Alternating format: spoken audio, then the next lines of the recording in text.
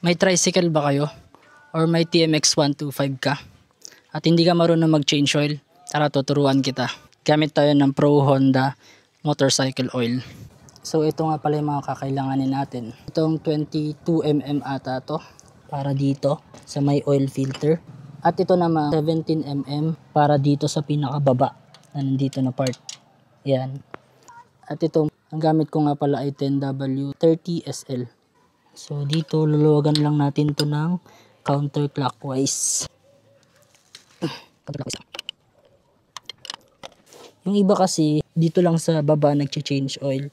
Pero mas maganda rin na tanggalin nyo to para makita nyo yung mismong filter kung malinis pa. Ay, ito yung filter. Oh. Grabe, sobrang itim na nung langis.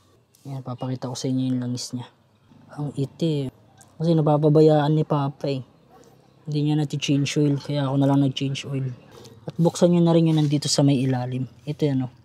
Itong bolt na to. Gamit tayo ng 17mm. Counterclockwise ulit. Okay, so natapos na natin siyang i-drain.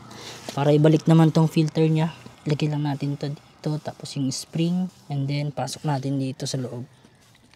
Yung pagpahigpit naman dito guys, clockwise lang. Yan.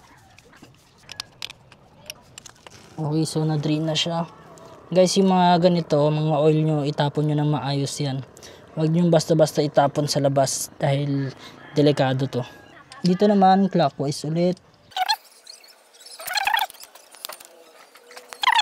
Ilagay na natin yung langis. Ang paglagay nga pala ng langis dito, ang engine oil capacity nito ay, sabi sa Google, 1.1 liters. Pero kasya na tong 1 liter lang.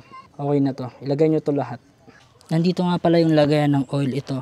Kung masyadong mahigpit yung pagkakano dyan, gamitan nyo lang ng pliers. Tapos, counterclockwise. Ayan. Tapos, gagamitan natin nito. Ayan. So, salin na natin. Dahan-dahan lang. Ayan. So, nilagay na natin lahat yung buong 1 litro. Ayun. So, nilagay na natin tong dipstick nya. Paandarin naman natin. Tapos, guys, i-record nyo na rin itong odometer niya para sa next time na mag-change oil kayo, alam nyo kung kailan yung next. Try natin. So, yun lang. Sana nakatulong. Follow nyo na lang ako guys kapag may natutunan kayo. Salamat!